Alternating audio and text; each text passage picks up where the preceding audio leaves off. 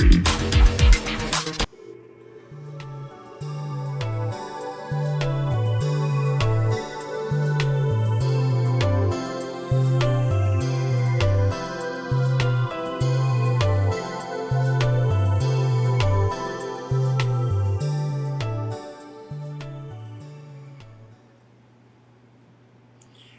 good afternoon, everybody, and welcome once again to the United Regional Chamber of Commerce weekly update. We try to bring on some interesting guests and some interesting subjects. And this week, we get to bring on the fabulous Miss Kaylyn Furtado. Although I have to tell you, folks, last time Miss Kaylyn was on my show, it was Kaylyn Lockyear, and she has gotten married. I And have. congratulations, Mrs. Furtado. Thank you, thank you. The name change is always the fun part of everything, but it's Oh, been almost a year. In I was May, gonna it'll be a say, year. It's pretty crazy. close. Yeah, Time flies when you're having fun. right? Well, for those folks who don't know, Kaylyn is our Community Engagement Manager for the City of Attleboro, and I'm going to let her tell you a little bit about her before we get into the interview. So, Miss Kaylyn, tell us about you. Yeah, thanks, Jack. So I've been working with the city for about almost 3 years in April. So it was a brand new position that was created in the Economic Development Office. And it has basically two hats is kind of how I describe it. So one is the communications and outreach. So I manage the city's social media accounts, manage the newsletter, and communicate with nonprofits, businesses, and residents about what's going on in the city. And then the other hat, which is kind of why I'm here to chat today, is downtown events and kind of building traffic to our downtown. So working on the downtown trick or treat, working on the spring fling, and on the Winter Night Festival. Well, speaking of the Winter Night Festival, how long has that been running? It's been running since 2010, so it's 14th year of operation, but they did take some time off with COVID. So while it would have been great to be consecutive, public events were not kind of smiled upon during that time. No, and I know you've had to do some little bobbing and weaving as far as where the locations of certain things are going to be. So tell us all about the Winter Night Festival. Yeah. So I joined the team about 3 years ago and took over kind of planning it last year. This is my second year kind of taking the lead on organizing it. Previously, it used to be in the Gilbert Perry Square area, down Park Street, up to the Attleboro Arts Museum. Last year, we shifted a little bit to save some money to bring more attractions to the event. We went from Park Street at Union Street down to the Art Museum and then down Pine Street and using all of the City Hall lots behind there. That widened up our space where we could have a lot more attractions on the back end of City Hall where you don't have to close too many streets when you close down Pine Street. This year, we're shifting with some locations of some vendors. Attleboro Arts Museum is going to be hosting our face painting, which is normally found in City Hall. It is always so clustered in City Hall with that line for face painting. Everybody wants to get their face painted. But this year, it will be in the Attleboro Arts Museum. So we're hoping to see if that new format works for our event attendees. And this year, unfortunately, we will not have the bonfire. But in place of a bonfire, we will have Touch a Truck, which will be on Park Street. The fire department will be coming out with Sparky and Freddie. Hopefully, fingers crossed, we can get someone to wear Sparky at the event. Well, I think you'd look pretty good in the Sparky uniform. I guess you have to wear, what I'm being told is that you have to wear just a fire suit, and I am 5 feet. I am too short. I can't fit into any type of suit, unfortunately. I'm sure we can find somebody. So tell us what some of the other events are going to be happening that night. Yeah, so the usuals, we have our hay rides by Ed Liston Landscaping. He donates his services, which is really great. That will be on Pine Street. We have Snow Throw, which is a kind of snowball throwing piece, which is new this year by Funtown Entertainment. It is a blow up kind of, it's got a little target, and then you have these snowballs that you can throw at it, and just a new fun attraction for people to use. We've got our jugglers and stilt walkers from Circus Dynamics of Providence Drum Troupe, who will be hitting this Park Street at 6 p.m. They were an amazing hit last year. Yes. They are just so colorful and just so like vibrant and lively. It was really great to see them take Park Street last year. Other attractions, face painting, as mentioned earlier. We have our caricatures. We have a searchlight. We're adding that attraction. It used to be at previous Winter Night Festivals, and it's coming back this year. That will be placed in front of the Deeds building, and it's that really cool cross lights that you see that's kind of like Batman inspired a little bit for people to kind of view as well as see. We've got the ice sculptor on the Deeds building, so he'll be on the steps making picture of art right in front of the Deeds building. We've also got pony rides, which is a super popular attraction. We'll have 3 ponies. And the pony rides people will also be bringing a petting zoo. So while you're waiting in line for the pony rides, you can pet some of the animals that they have with them. Other attractions, which we've normally had in years prior, the magic show, that's at 5:30 p.m. and 6:45 p.m. at City Hall.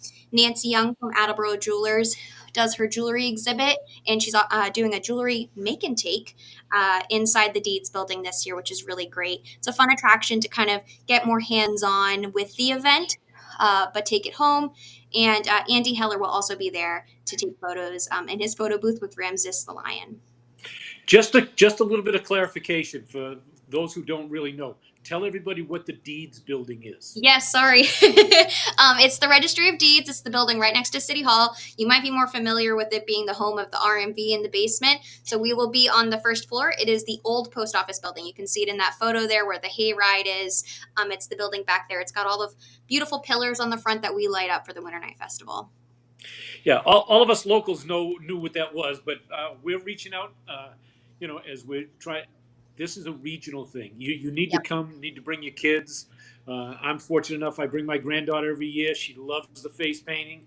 Although no unicorns this year. Her favorite was the unicorns, but that, I guess, isn't happening again this year.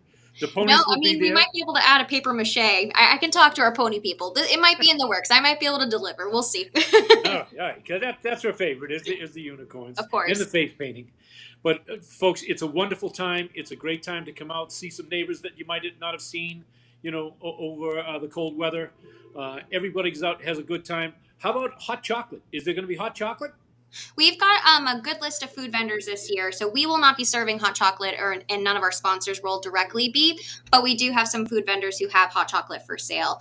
One of our neighbors, the Attleboro Area Industrial Museum, actually will have hot chocolate on site. So while they're not directly in the festival grounds, they're just a stone's throw away. You can walk Right. on over to them.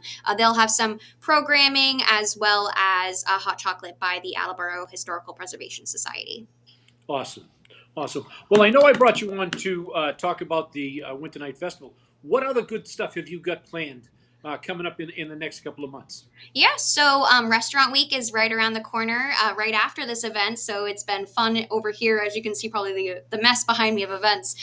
So Restaurant Week starts February 28th and it closes out on March 8th. We have a call for restaurants in Attleboro to participate. That call closes on Friday, so I can make some flyers with all of their business logos. And basically, Restaurant Week is just a week where we have businesses offering a prefix menu in addition to their menu at certain price points for Attleboro residents and other residents to dine out locally and maybe try something new, try something on a smaller budget, and just support local restaurants. Awesome. Anything else going on? Yeah, of course. It's busy over here. I was going to say, come on, Yeah. give me a chance, kiddo. Yes. So we have Spring Fling in April. That is it'll be my 3rd year of doing Spring Fling in the downtown Attleboro. Just an event to bring a lot of community members together. So we offer it up to nonprofits to have a table and offer something that's spring related. In the past, I've had Flowers by the Station doing flower bandana crafting, and we've had face painting as well as a sheep petting zoo and some live music. So that will be April 12th. So that will be coming right around the corner. And then a first time event, which we're offering this year. I was working with a group to build a cultural district for our downtown. Unfortunately, the Massachusetts Cultural Council put a pause on applications. So I had a group of dedicated people wanting to bring more culture and festivals to downtown, and we just didn't have the opportunity to apply for the designation to receive funding every year. So we have kind of shifted our focus to a festivals and projects grant, and we received that grant to make a Makers Festival. So the idea behind the Makers Festival is to honor our industrial history, which is everything you hear about our downtown, having Balfour here, Attleboro Jewelers, a lot of jewelry manufacturing, but there is also that just industrial history here, and kind of tying that in with the makers of Attleboro of today. So at the event, May 31st from 11 a.m. to 2 p.m. in Balfour Park, kind of another nod to our jewelry manufacturing history. We'll have different types of makers of different styles doing demonstrations, doing make and takes, and also just selling their wares in Balfour. So hopefully a fun day honoring our legacy and also kind of showing the future of Attleboro as well. Awesome. Well, as a resident of Attleboro, I appreciate all the things that you bring into downtown, you bring into our community. You've done a phenomenal job in the time that you've been here. And I recommend if folks, if you have an idea or you have something, reach out to Kaylyn. She's really easy to talk to. She responds right away. Mhm. And there's many, many opportunities. We have some great opportunities here in the city. Mhm. And Kaylyn can help spearhead that with you. So, Miss Kay, any last thoughts before we go? Well, I guess just a kind of a part to that is someone had brought up in a public meeting for our downtown is that we don't have anything kind of, why don't we have a jewelry event or just a jewelry festival or like something that kind of hones back to that history that's so talked about of our downtown, and that's where the Makers Festival theme came from.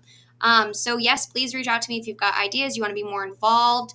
Any questions about how things get run, please don't hesitate to reach out to me. I'm happy to help and provide more information.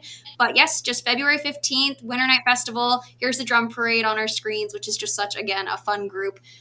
There's many attractions and activities to be had. There's something for everybody. So put those coats on, the beanies, the gloves, warm up, and come on out to downtown Attleboro.